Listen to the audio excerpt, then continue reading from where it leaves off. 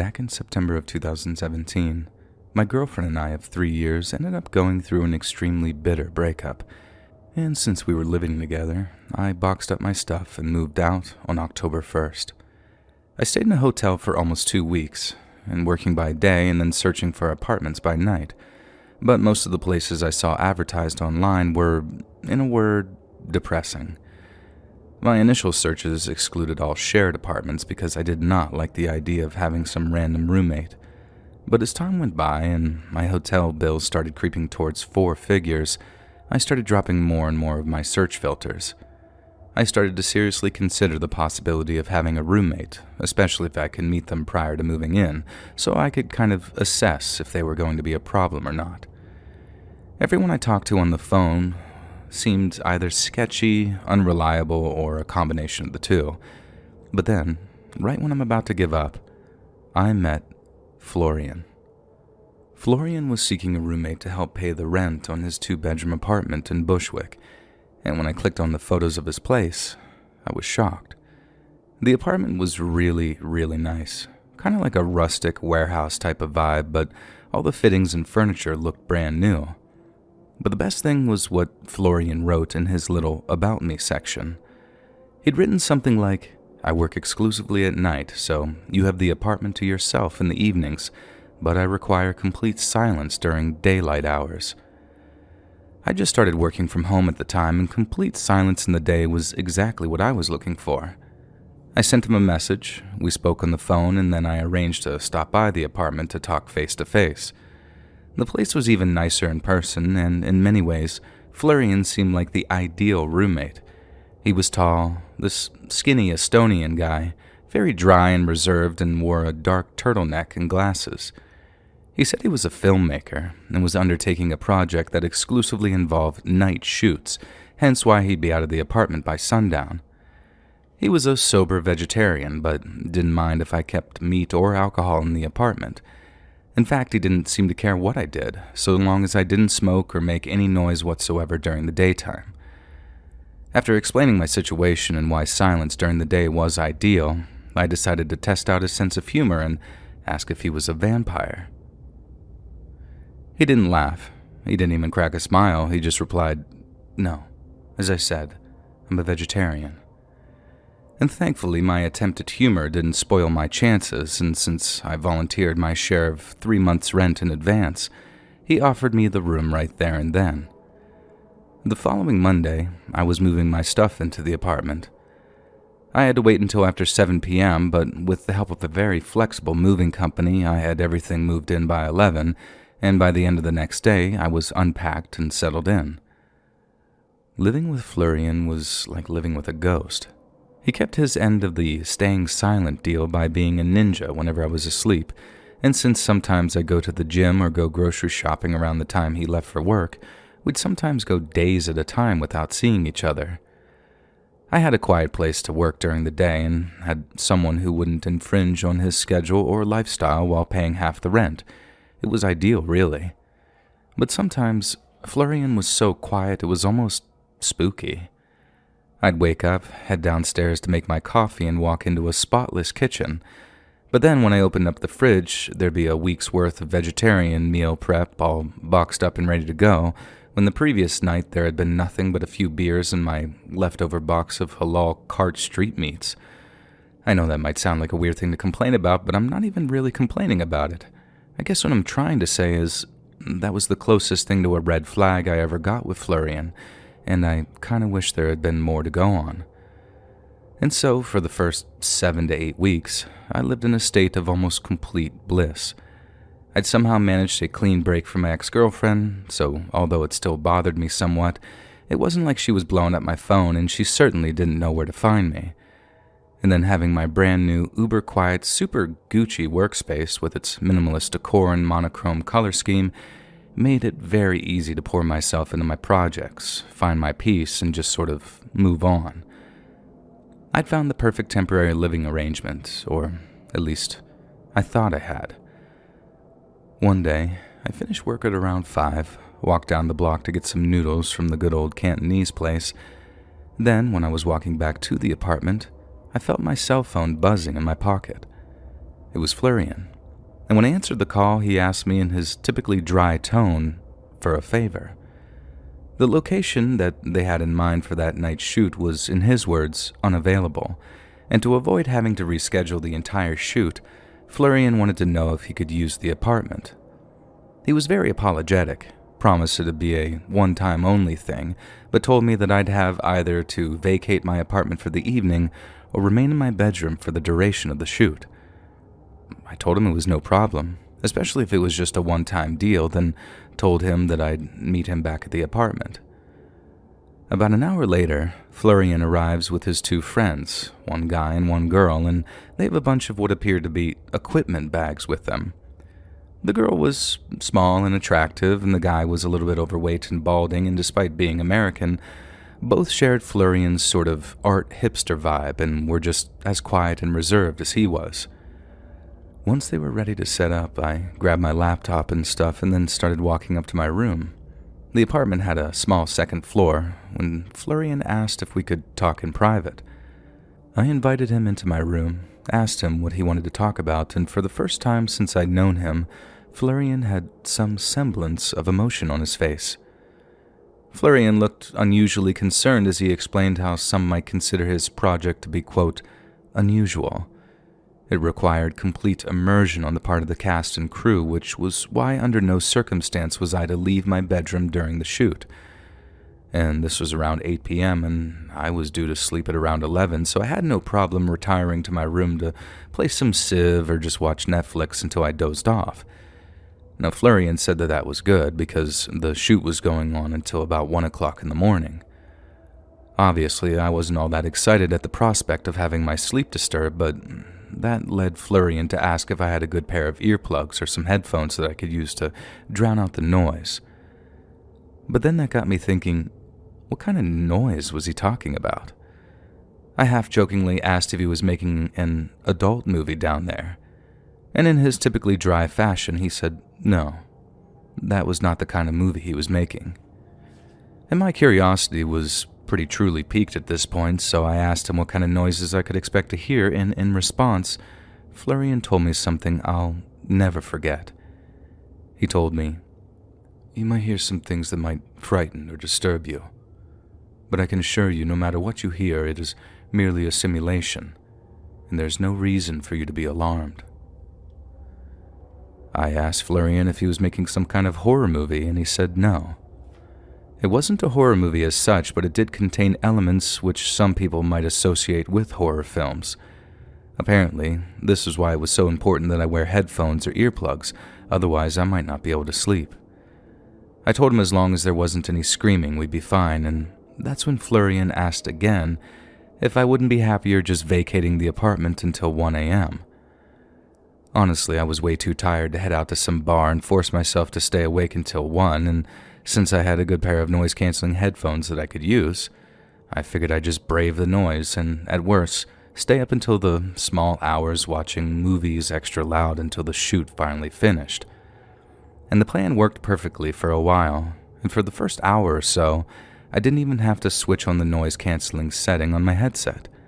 I actually had it switched to ambient aware because by that point I was honestly so curious as to what kind of noises Florian was worried about me hearing. I figured there'd be yelling, probably some screaming after Florian's soft admission, and I just severely underestimated the kind of screams I'd be hearing, as well as the effect they'd have on me. Now, I'd been playing Civ 5 for about an hour and change before I started to hear the first noises coming from downstairs. It was the sound of a woman sobbing, like these drawn-out sounds. And since Florian had already told me that she was an actress, the sound only made me uncomfortable, not frightened or disturbed. And I switched my headphones to noise canceling and turned up the background music on my game and found the combination instantly drowned out the sobbing noises. I think that lasted for maybe 20 to 30 minutes until eventually I started to hear another kind of sound. One so loud it started to cut through the noise-canceling feature on my headphones. I reached up to the speaker covering my right ear, lifted it up, and then instantaneously recoiled when I heard the sound that I'd been shielded from. The girl downstairs, actress or not, was letting out the single most blood-curdling scream I've ever heard. I could hear the exact moment she ran out of breath as the scream kind of weakened and died, and then she started up again right after with yet another ear-splitting screech. She did this over and over, and at one point I clearly heard someone yelling louder at her, but I couldn't tell if it was Florian or his friend. I knew it wasn't for real. I knew it was just an act, but there was something about that lady's scream that set my teeth on edge. I could only sit there listening to it for a minute or two before I secured my headphones over my ears and just pumped up the volume on my laptop even further and tried my best to forget it was even happening. I tried my best to just focus on playing this game, but I could still hear those nails on a chalkboard style screams, and they might have been very faint, but I could still hear them if I focused my attention on them over the music coming from my headphones. The only way to completely drown them out by then was to boost up my volume in my headphones to like 100, but that got so loud that it started to actually hurt my ears, so it wasn't sustainable for more than a few minutes before I had to lower the volume again. Thankfully, the screams had petered out altogether by the time it came to lowering my headphone volume, and I got to spend the next few minutes in relative peace before I suddenly started to hear the sound of frantic begging creeping through the music in my ears.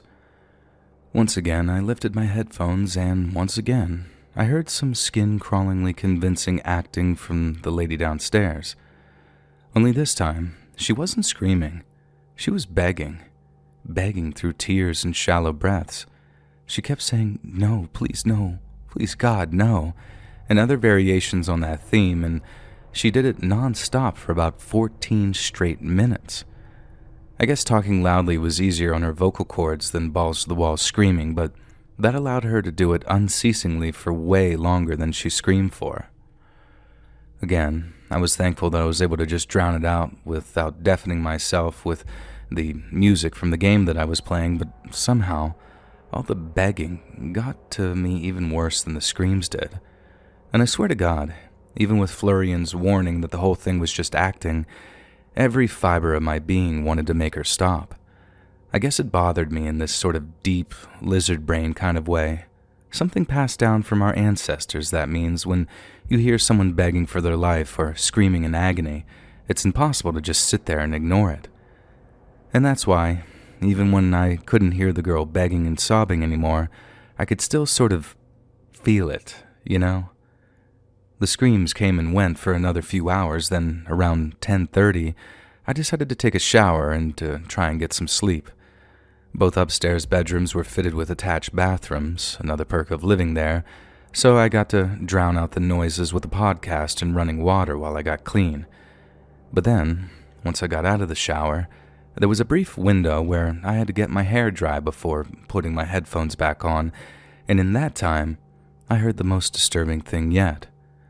I was still listening to my podcast, and I'd picked probably the loudest person possible to listen to, shout out to Tim Dillon, but as I was drying my hair, I started to hear what sounded like all three people chanting downstairs.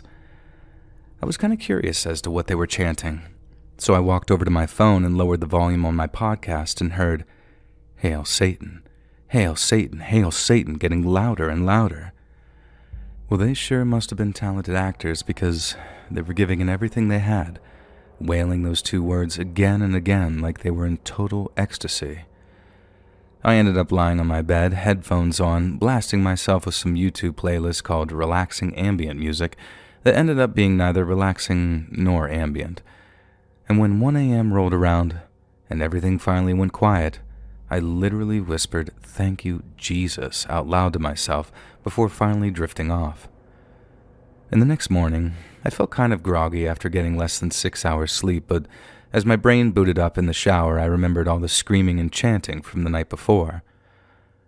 I couldn't really be mad at Florian because he'd warned me a whole 2 times to vacate the apartment, and besides, there were much worse things than him owing me a favor. As I mentioned earlier, Florian and I rarely bumped into each other, so it was days before I got a chance to ask him about the screaming. And when I did, he gave me about as dry an answer as you can imagine. He apologized profusely for the disturbance, both literally and figuratively, but was also quick to remind me of the warning I'd been given. He said the screams and the chanting for what he called ADR, or Automated Dialogue Replacement, which is basically when you dub audio over a movie to make it sound better. No one was being threatened, imitated, or hurt in any way, and the lady in question was just a very talented actress. If the sound she made disturbed me, then it simply meant that she'd put in a good performance and nothing more. This was obviously quite reassuring, I guess, but my main objective was to get a second assurance that it wouldn't happen again, and if it absolutely had to, then to give me advanced warning so I could book a hotel or something. And he agreed, and I thanked him, and that was that. Now, not even 2 weeks went by before Florian asked me for a second favor. I had a feeling it'd be related to using the apartment for his work, and lo and behold, I was right. He opened his pitch by telling me that he was more than happy to pay for a night in a hotel, but that after a studio had pulled out on him, he'd been left with nowhere to shoot. I told him it wasn't necessary for him to pay for a room, that I could maybe find a place to stay, and even if I didn't, I was perfectly happy to pay for my own hotel room. Florian then gave me the date of his shoot, which was a couple of days away on a Friday evening. I happened to have been dating at the time, and it was just around the stage where it'd be acceptable for me to propose a kind of sleepover, if you will. And I proposed as such, and she accepted, so I had that Friday evening covered. I had no reason whatsoever to return to my apartment until, of course, I realized that I'd forgotten part of my laptop charger, the plug part that connects to the little box thing, and there'd be no starve-together LAN party unless I returned to the apartment to grab it. I briefly considered proposing a movie date instead, but the girl I was dating had seemed super excited to play, so I thought, screw it, and then caught the train back. I figured it'd be an hour at most, and that once I got back, we could get down to our LAN date.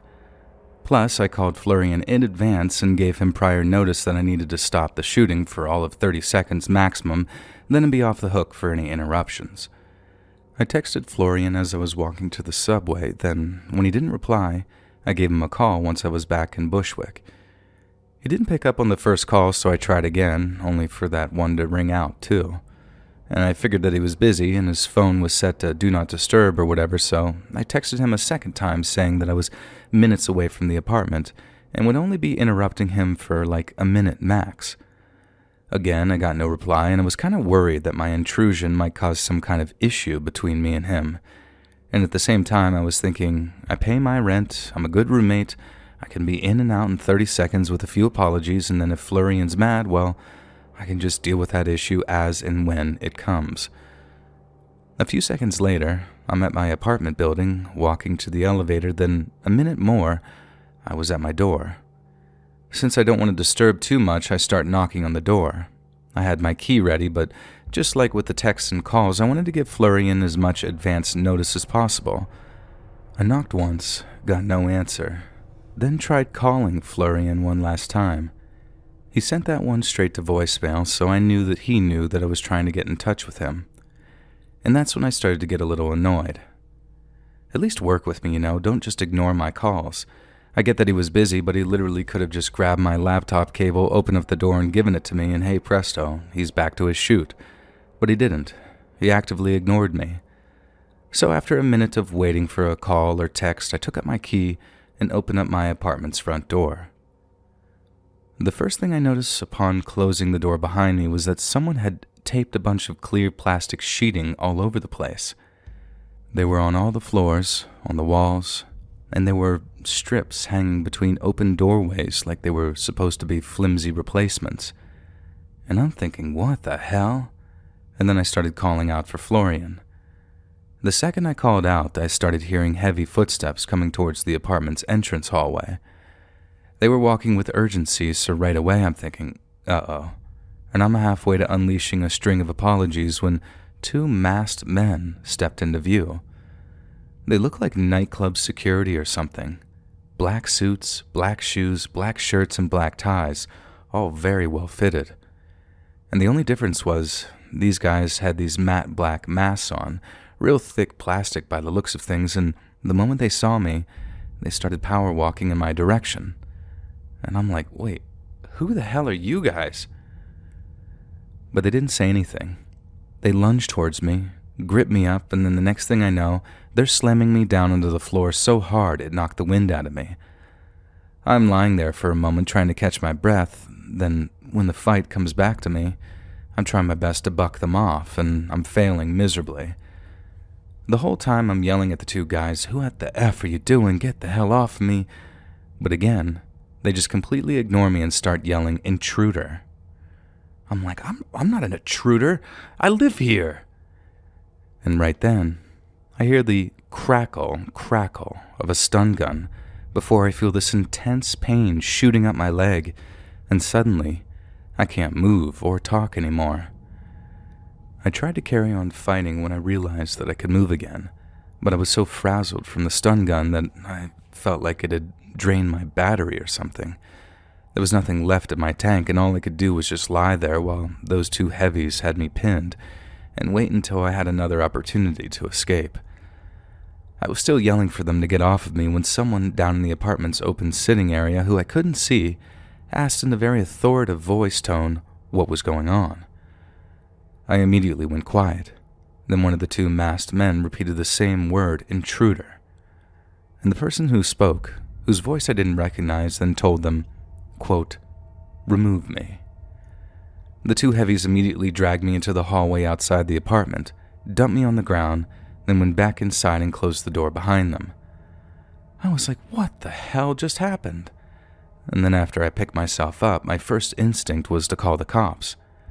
Something was going on in my apartment, and whatever it was, it didn't seem like any kind of movie set or whatever. And the first thought was that it was some kind of home invasion, but then what was with all the clear plastic sheeting? They reminded me of something from Forensic Files or Hostel, or the kind the Mexican cartels use in those kill houses, so the walls and floors aren't soaked with blood. That's what freaked me out so much that when I called the cops, I wasn't like, I'm pissed and those guys are going to pay. It was more like something terrible is happening up there in my apartment and it's down to me to stop it. Yeah, I was angry at those two masked men for body slamming me and tasing me, but it wasn't like they were two crackheads who broke my nose after stealing my laptop. Another true story. The way those guys were dressed, the masks, all the plastic sheeting, they were security for something that was going on in there, something no one was allowed to see. And in my humble opinion, that can't have been anything good and legal. In fact, screw legal. I've had neighbors growing pot back before it was legalized, and all the power to them. It's not hurting anybody. But whatever I just walked into, it sure as hell looked like someone was either getting or was about to get hurt, and really badly too. The cops took a whole 20 minutes to get to me, and that's with the dispatcher telling me that mine was a priority call. They followed me up to my apartment, opened the door for them, and I was right in the middle of telling them about all the plastic sheeting when we saw it was all gone. Both cops gave me a disappointed look as if to say, "We didn't have you down for a schizophrenic." And then right as I'm explaining how it was there not even 20 minutes ago, Florian appears with an explanation. He'd thrown a party, a rather exclusive one, and the two security guards his guests had employed had just been a little overzealous when it came to unexpected guests. According to Florian, there was never any plastic sheeting or black masks, and he wasn't sure what I was talking about in that respect. But what he was sure of was that he and his guests were profusely sorry for the confusion, and that they wished to extend their sympathies for the inconvenience. I was angry. Like inconvenience? I was just assaulted. But then I noticed something else. Florian was showing more emotion and sincerity with the cops than he'd ever shown me. His natural state was dry and sarcastic, but with those two NYPD officers, he was like the most articulate and passionate person ever. And that's when it hit me. He wasn't being sincere. He was acting. The cops wanted to know who the two security guys were and the ones who ended up assaulting me, but Florian claimed that they were provided by an anonymous guest and that he had no idea who they were or where they'd been hired from. The only two people Florian knew, according to him anyways, were his male and female friend, both of whom would be happy to answer any question the cops had. When asked why all the guests had scattered before they arrived, Florian told the two officers that they were incredibly embarrassed at the confusion, He also seemed like he was being totally honest when he said that, with his guests knowing their security would be in trouble with the cops, and they walked out of the apartment building's back door to where their cars were waiting. I could see through Florian's bullcrap, and somehow, by the time the two officers were leaving, they seemed convinced that Florian was as apologetic as he said he was, and that it was all just some big misunderstanding. After the cops left and I asked Florian what had been going on the previous night, he changed his tone completely. He said I had no right to know what had been going on, and that I shouldn't have come back to the apartment when I told him I'd stay away all night. He also added, in a way I found incredibly chilling, that I should consider myself lucky that nothing worse happened to me.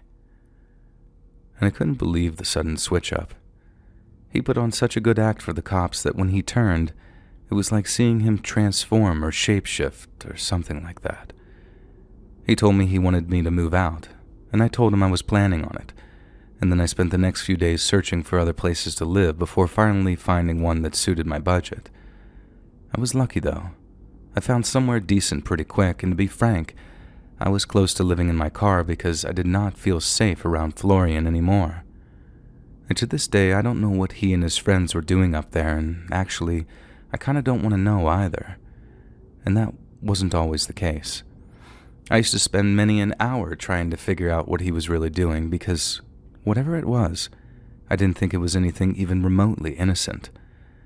I kept trying to get in touch with the other two cops I dealt with to see if there had been any updates, but it quickly became clear that they weren't remotely interested at all and that they figured that I was some gatecrasher who'd probably got what was coming to him. At least, that was the vibe I got.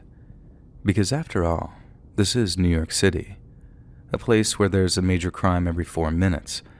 But if the walls of that apartment could talk, I bet they'd tell some truly terrifying tales, and these days, I'm happy not hearing a single goddamn one of them.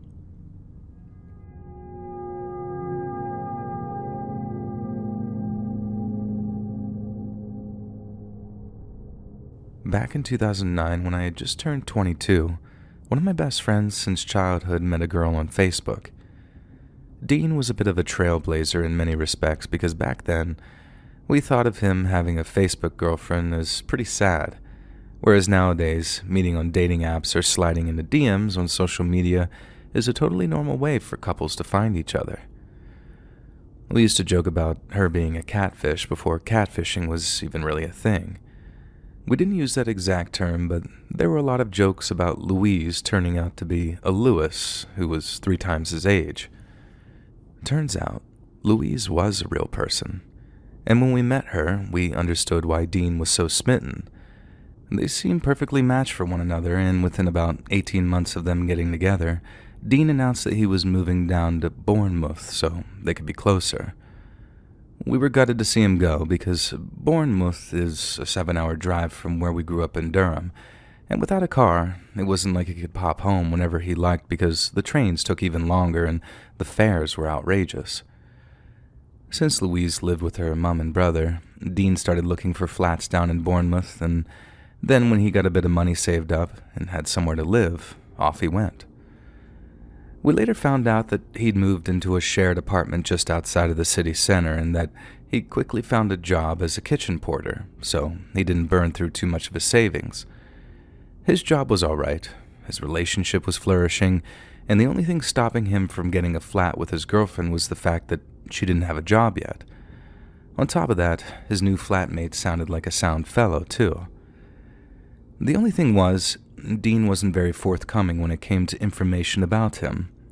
As you can imagine, he was very proud of himself for having landed on his feet in the way that he did. He told us all about his new job, all about how nice his new neighborhood was, and he briefly touched on how cool his new flatmate was. They'd have a drink together, have a smoke together, watch horror movies together, but when we asked what he did for a living, or what he looked like, or what he was interested in, Dean was suddenly all vague or one-worded answers. We just put it down to him still being new in the area, and it's not good manners not to pry into people's lives, is it?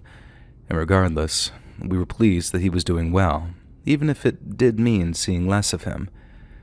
Anyway, about 6 weeks go by, and Dean ends up inviting us down to Bournemouth for the weekend. We were all about 23 or 24 at the time, meaning that we didn't have a lot of cash to throw around on hotels and all that, but Dean's like, "No, brother, just crash at my place."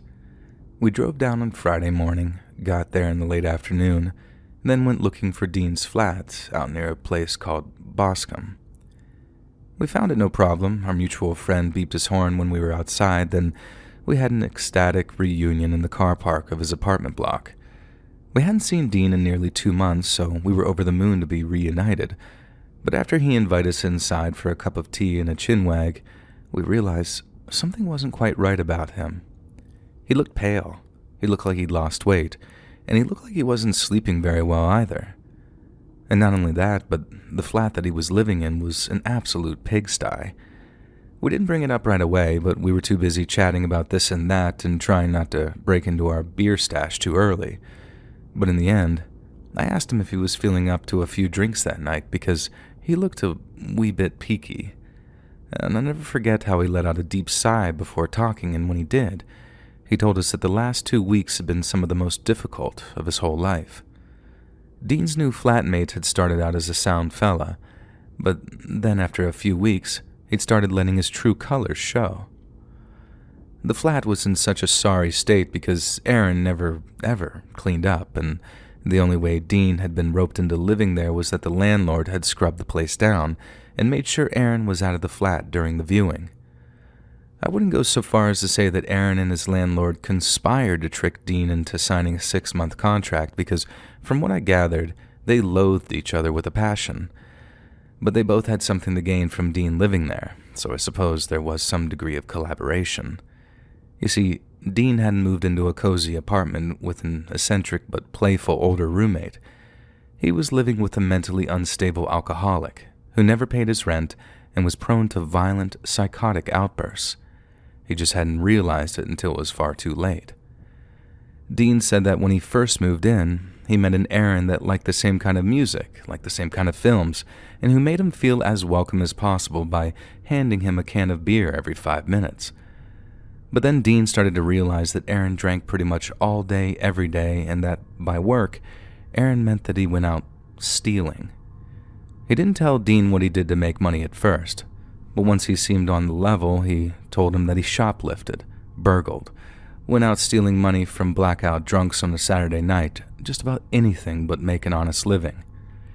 He also refused to pay any rent, refused to vacate the apartment, and once told Dean that the police would have to come in and drag him out of there, and that's only if one of them fancied losing an eye. The only reason Aaron gave Dean an easy ride, which he didn't seem to give anyone else, was the fact that he was apparently his new drinking buddy and smoking buddy, and if Aaron had anything to do with it, they'd be sharing other things before long. According to Dean, Aaron didn't just drink and have a bit of puff. He did all sorts. Whatever he could get his hands on, and the harder the stuff, the more volatile he became. Dean said that just a few nights before, he'd come home to find Aaron smoking spice, this sort of synthetic cannabis stuff. He said he was out of his mind on it, and then after playing his stereo way too loud for hours in his bedroom, Dean said Aaron came out of his bedroom with an effing samurai sword and started doing moves with it. I don't know what you'd call it. I'm sure the Japanese have a word for it, but Aaron was waving the sword around like he was practicing a fight, but in slow motion. Dean said he retreated to his bedroom immediately and locked the door, then just hoped that Aaron would decide to leave him alone for the night. Aaron never turned his music down when he partied like that, and his neighbors had long given up on making him try. Dean said he learned to live with the incessant droning of industrial metal late at night, but had never gotten used to the sound of Aaron throwing fits. He'd start randomly screaming, or he'd kick or throw something against his bedroom wall, and Dean told us the random and violent nature of the sound would always wake him up. Aaron ate disgusting, smelly food. His hygiene was atrocious, and on more than one occasion, Aaron had tried to climb into bed with Dean in the middle of the night.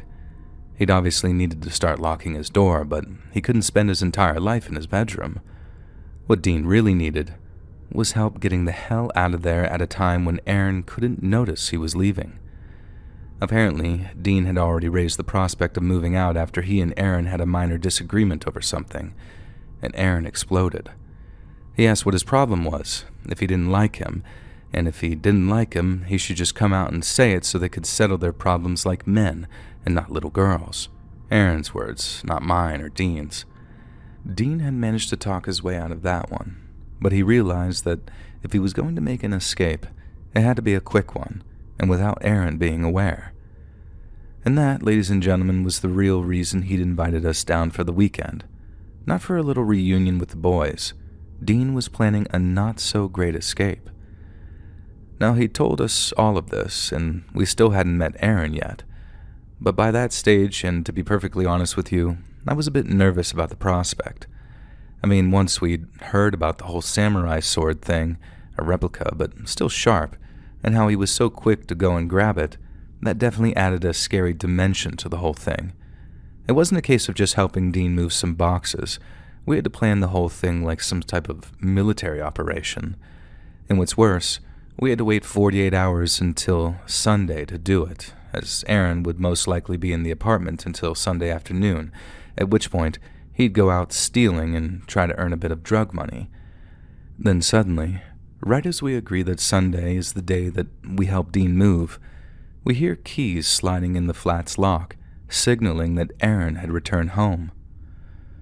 The door slams, he walks down the little hallway towards the living room where we're sitting, and the whole time, I watched Dean just sort of shrink. I'd never seen him act like that before, ever. His bark was definitely a lot worse than his bite, but Dean wasn't some pushover. So to see him subtly but definitely cowering at this Aaron fellow as he was approaching, it was quite something. Aaron walks into the room, and Dean and I's mutual friend lay eyes on him for the first time. He wasn't quite what I expected, in that he looked more like a metalhead than the kind of shoplifting pawn life we were used to up in Durham. He was covered in tattoos, had shoulder-length, dyed black hair, and had one of those bull-ring nose piercings which he removed to look less conspicuous while on the rob. We were obviously a bit wary of him, but at first, Aaron seemed really friendly and welcoming. Apparently he had no idea Dean had invited us, but he also didn't seem to have a problem with it either.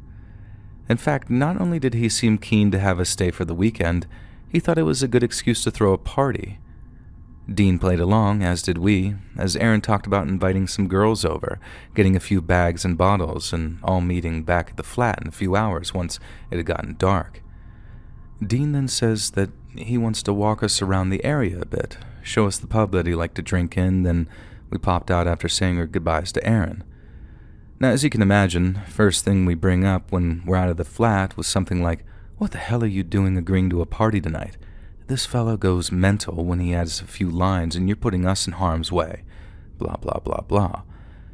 Aaron then replies that no, it's perfect, because if Aaron blew all the cash that he had on that Friday night, he'd then be forced to go on a shoplifting spree the next day, because he always started craving crack when he's hungover.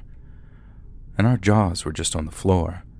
We're at an age where the cure for a hangover was like a McDonald's breakfast, and in his desperation to be closer to his Facebook girlfriend, Dean had managed to become the flatmate of an actual crackhead. We understood that if we had a blowout that night, we'd be able to move Dean out of that flat and into his girlfriend's mom's garage, which could serve as temporary accommodation, but there was a lot we couldn't reconcile. We each had at least 24 questions for him. I mean, that walk to the pub turned into a proper little interrogation.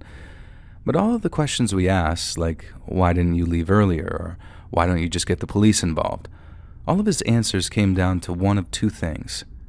Number one, Dean was legitimately scared for his safety, and if everything he'd told us was true, especially the stuff about the samurai sword, then he had a right to be. And number two, he needed his friends. He was in a brand new place, knew next to no one, and he was tired, depressed, and afraid. Dean said what little time he got to spend with his girlfriend, he was so exhausted that all he did was catch up on sleep. He needed our help, and he needed it badly, and by God, after all was said and done, we were ready and willing to give it to him. A few hours later, we've got a few beers in the fridge, and Aaron returns from picking up his sniff with his girlfriend in tow. She had a similar looking lifestyle to Aaron, but unlike her boyfriend, she seemed a bit soft and dopey.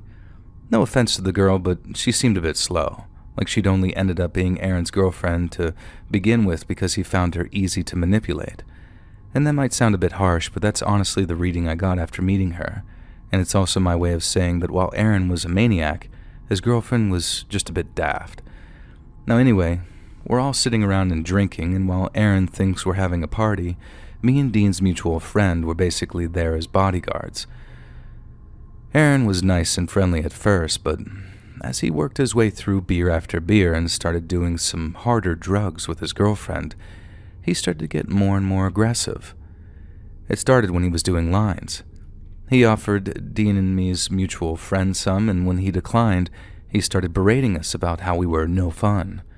He told us, "Even Dean has a bit of Charlie with us, don't you?" And us, as his old friends, were thinking, "No, he doesn't. Dean likes a beer, but he's hardly ever touched any drugs at all." But then, right there, before our very eyes, Dean leans over and does a bump before giving us both a very sheepish look. I suppose he'd learned to take the path of least resistance, as they say, but seeing how intimidated and browbeaten our old mate was, it was shocking. After all, we hadn't seen Aaron's wild side yet, so it didn't make sense why he was so scared of him. The night went on for a little while longer without incident. Aaron started acting like a total prick, saying the most obnoxious crap you can imagine about just about everything you can imagine. But there were no indications that any swords were about to be produced, so me and Dean and our mutual friend all stayed quite chilled out, and more beers were getting drunk while Aaron's working through his bag of sniff, and then eventually he announced that it was time to put some music on. I suspected he was about to put on something very loud and fast, and I wasn't wrong, but he turned the volume up so loud that we had to literally shout to make ourselves heard. This didn't seem to bother Aaron, though, and he actually thought it was funny that the music was ruining what little vibe we'd got going, and set about trying to make us sing the lyrics to songs we'd never heard before in our lives. Shortly after, Aaron was up dancing, if you could even really call it that, while we just tried our best to get through it in the assurance that it meant getting out of there a day earlier than planned. We kept the drinking to a minimum, knowing we'd be moving boxes or whatever come the following day, but being forced to listen to Aaron's shite music made me want to get blackout drunk. He was content to dance on his own for a while, but after a few songs, he asked his girlfriend to dance with him. And she joined in, but very awkwardly, like she was scared of what he might do, and it wasn't long before Aaron showed exactly why she seemed so anxious. They were dancing at first, but then Aaron started getting rougher and rougher with her, until some of his dance moves consisted of him just choking her from behind. I don't mean like putting his hand around her neck either, like you could see on his girlfriend's face that she couldn't breathe. He did it a couple more times, and we're getting ready to step in because he's choking her for longer and longer each time, but then his girlfriend suddenly elbows him, shoves him off, and slaps him. And then, all hell breaks loose. We later found out Dean had been a witness to a lot of this sort of behavior, and had always tried to intervene where possible, but he could only do so much knowing that he had to live with the bloke, and by that, I mean he couldn't just deck him like he'd wanted to. But then, since me and his other mate were there, and knowing we had his back, Dean launches himself across the room as Aaron starts throwing punches at his girlfriend's face. We followed in his footsteps, and within a few seconds, we had Aaron restrained. Dean starts shouting at his girlfriend to leave, but she didn't move. She just stood there, frozen, like she didn't know what to do. I joined in shouting at her to call the police, but instead of snapping out of it and calling 999, she ran off into Aaron's room and slammed the door shut, leaving the three of us basically sitting on top of him. We do a bit of shuffling about, then I'm able to get off of him, grab my phone, and call the police. I told them that we had a mental case in our hands. A bloke had gone berserk and he was going to hurt someone because we couldn't restrain him all night. The lady on the phone said that she could hear Aaron screaming about how he was going to kill us and that she'd get someone out to us as soon as possible, which she did. Aaron was still screaming bloody murder when the police got there, and after he tried attacking them as well, that was it. He was off to the cells for the night, giving us a tidy 24 hours to move Dean's stuff out into his girlfriend's mom's place. It'd be cramped, but Aaron had no idea where the house was, so there'd be no tracking him down, and sharing a bathroom with 3 normal people was better than sharing one with a dangerous and violent psychopath. We got Dean out of there, so it was mission accomplished, and then we went out to celebrate on the Sunday before we drove back to Durham. But now I look back on it, the celebration feels a bit bittersweet. Aaron made things easy for us by trying to bite a policeman, and so it was a quick in and out, and Dean was able to end a miserable little chapter in his life. But I sometimes think about Aaron's girlfriend, how even after choking and punching her, she'd run into Aaron's bedroom at the first sign of trouble and just stayed there. We shouted at her to leave, to call the police, but she chose to run into the bedroom of her abusive boyfriend and lock the door. And sometimes I really worry for that girl's future. But with the attitude she's got, I suppose there's only so much you can do. And that being said, I hope someone gets her some help, some proper help, before it's too late.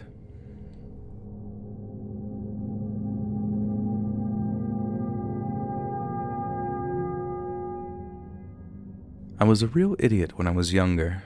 I got hooked on Oxycontin, got in trouble with the cops, then ended up faced with 2 choices. Either go to jail or take part in a state-mandated rehab program called The Farm. The Farm was, unsurprisingly, a farm, and I'm guessing its owner had friends in high places because he managed to wrangle himself a deal whereby he could get himself all the dirt-cheap labor he needed so long as they were all troubled youths facing jail time. I guess that sounds real exploitative or whatever, but looking back on it, I'm not sure it was the farmer who benefited more. I guess I can't speak for the other kids, but working in that place sure as hell saved my ass. And sometimes I think it just might have been a stroke of genius sending us to that place, because picking up trash on the side of the highway is one thing, but seeing how putting time and love into something really can create something beautiful, it fixed a part of my brain I didn't know needed fixing. I made friends at the farm that I still talk to. Granted, it's on Facebook because we live at opposite ends of the country now, but the point still stands. It gave me discipline and self-belief, which is amazing considering I showed up expecting it to be nothing but baby jail. But then, I guess it's the irony of ironies that all of the crazy stuff I did on the street, it all kind of pales in comparison to something I went through at the farm. So when you first got to the farm, you were assigned a job and a roommate. Your job could be anything from livestock and crop management to irrigation or pest control, but your roommate was there for one purpose alone, to help break you into the routine and make sure you stayed on track. These roommates were ideal for the role because the system was working for them and they could talk from the heart about how it could work for the newbies too. And that's how it worked with my mentor anyway, and when it came time, I gladly accepted the role myself. I knew it'd be a challenge, and I'm sure I myself was a challenge when I first arrived, but I also knew that I had to give something back before I left the program and moved on with my life. Not everyone made it to mentorship level, and as cheesy as it might sound, I considered it an honor and a privilege. For the first time in my life, I felt truly appreciated and wanted to share my own appreciation in return. So around 9 months into the program, I'd risen to the position of livestock supervisor, and had been given my own 2-bedroom living quarters in preparation for receiving my mentee. Obviously, the dorms were very strictly divided by gender, so I knew my mentee was going to be female. But what I didn't know, and had no way of knowing until I met her, was how cooperative she was going to be. If she was chilled out, repentant, and receptive, then the next month would be an absolute breeze for me. But then if she wasn't, I knew things could get very rough. I'd already heard a bunch of horror stories and how troublesome uncooperative mentees could be when the rubber really hit the road, and in 1 or 2 classes, fights had broken out between the mentors and their roommates. I really didn't want that to happen, so my whole game plan focused on pacification and building a rapport between myself and my mentee. Pretty much the exact same tactic my own mentor took back when I first arrived at the farm. So, the day my mentee was due to arrive, I was actually really excited to meet her, and I wasn't in the least bit discouraged by her attitude upon arrival. Now, she obviously didn't want to be there, but very few did upon first touching down, so I understood her reticence and took it in my stride. Since I was still in livestock, she accompanied me on a few days' work with the animals after her induction was finished. And although she really didn't take to it at first, she warmed up with time and showed rapid improvement. She was due to be with me for a month, and the month could have either been very short or very long, and by about week 2, it was looking like it was going to be the short kind.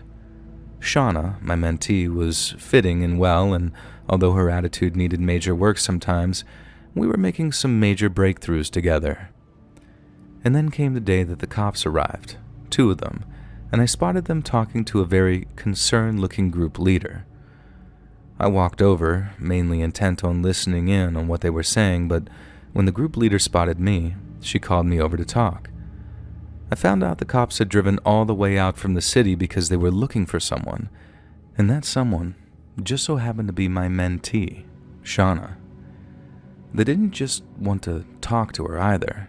She had a warrant out for her in another county. They were there to arrest her. Obviously, this kind of presented us with a very precarious situation because we didn't know how Shauna was going to react to all this. She could potentially be going back to jail for whatever she'd done, so if she saw the cops coming, she might just try and run. I mean, it wouldn't be the first time, and she's been so volatile at the beginning that no one could be 100% sure about what she'd do. But then, as we were thinking about it, I had an idea. If I could go and talk to her first and break the bad news, it might be received better coming from me instead of cops. I remember how, when I was on Oxys, just the sight of a cop would give me major anxiety. And I don't know, maybe in another life I'd have made a run for it too. And all that progress, all that hope so suddenly and cruelly being taken away. It was a nightmare, but one that was about to be Shauna's reality in the next couple of minutes, unless I was there to soften the blow. Once the plan was agreed upon, I walked off towards the dorms to where I was pretty sure Shauna was just kind of chilling in her room. She was right where I expected her to be when I walked in, and I sat down in the bed opposite her and told her how we needed to talk. I think she genuinely had no idea that that other warrant was out for her because when I dropped the news, she was devastated. To say it was emotional would be the understatement of the century, and she actually did bring up the idea of just running off before the cops could see where she went. But then somehow, I managed to talk her into just going with the cops to see what the warrant was about, because it was better to face the music than run from it and make things worse. The thing that really seemed to convince her was when I asked her if she was 100% truly certain that she didn't know what the warrant was about. Then when she gave me yet another convincing no, I told her that it couldn't have been that serious.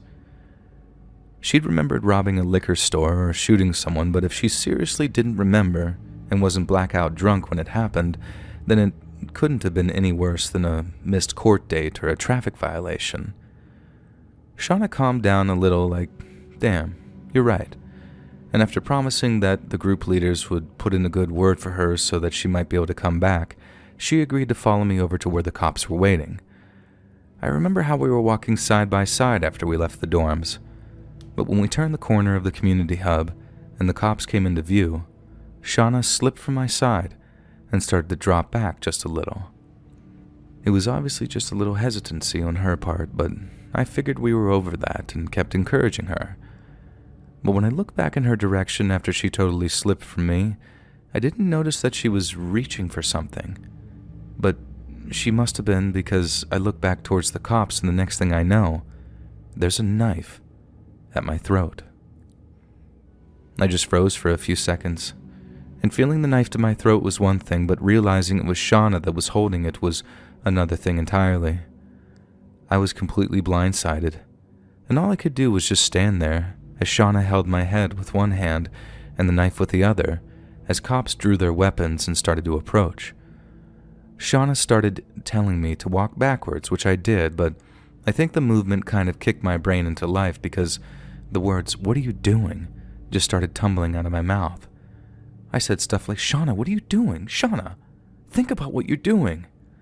And she responds, "I know what I'm doing. I'm not going to jail. I'm getting out of here." All the while, the cops are screaming to put the knife down, but all Shauna seemed focused on was walking backwards and not cutting my throat on accident. I remember telling her, "They're going to shoot you, Shauna. They're going to kill you if you don't stop." And she just yelled at me to shut up and keep walking, which again is what I did. Kids had come running to see what was going on because they could hear all the yelling. So as we're walking backwards, almost hip to hip, there's this big gathering of kids all watching from near the community hub. And it was chaos. But I never once believed Shauna would ever do me any harm. It was just a desperate attempt to avoid going to jail, and as soon as she got to the trees over near the livestock fields, she was going to make a run for it. But that's not what happened. There was about a minute where I was trying to convince her to let me go, but Shauna was too busy trying to get the cops to keep their distance. She was yelling at them to stay back and all this other stuff and totally ignoring anything that I had to say to her.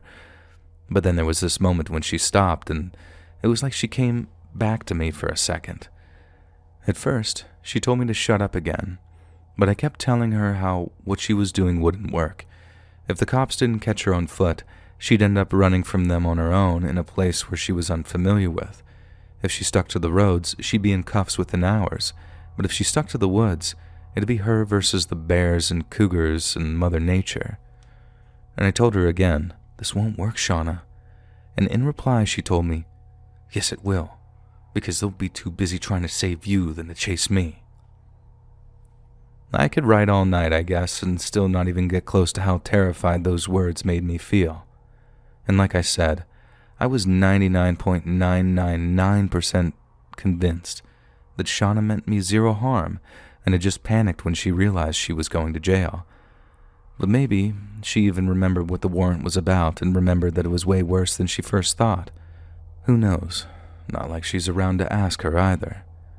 And the last thing she yelled as she intended to draw the blade of that knife across my throat was, "I'm sorry." But she didn't just say it, she yelled it. And I guess that was all the cops needed to hear. She yelled that apology, and I felt the blood hit my face. But it wasn't mine. It was Shauna. After one of the cops heard her cry, took aim and pulled the trigger. I had a tiny cut where the knife nicked me as she fell, but other than that, I was completely unharmed. Shauna, on the other hand, was probably dead before she even hit the dirt. The cop put the bullet right through her brainstem, and there was a hole in her face between her nose and her eye. I just started screaming. Like I didn't know if I had been shot, how bad the cut to my throat was, because, like I said, it was bleeding a little and I was in a state of complete hysteria. I got down on my knees and started trying to wake Shauna up, like shaking her. I thought that there'd be a chance that she'd survive the shot. I mean, people survive crazy head wounds sometimes. But I think I just knew, maybe from the look in her eyes, that there was no more life inside her anymore. That day was the worst of my entire life. It's not something I'll ever get over either. I've just learned to live with it. I know Shauna had to die so that I might live, and I heard the sureness in her voice, and I know in my heart that she might have been about to kill me. But that doesn't mean that every single day I don't think about her and wish that she'd made a different choice. Hey friends, thanks for listening. Click that notification bell to be alerted of all future narrations. I release new videos every Monday and Thursday at 7 p.m. EST, and there are super fun live streams every Sunday and Wednesday nights. If you got a story, be sure to submit them over email, and you might even hear your story featured on the next video. That email is letsreadsubmissions@gmail.com. And if you want to support me even more, grab early access to all future narrations and bonus content over on Patreon, or click that big join button to hear about the extra perks for members of the channel. And check out the Let's Read podcast, where you can hear all of these stories in big compilations and save huge on data, located anywhere you listen to podcasts. All links in the description below. Thanks so much, friends. And remember, Harambe.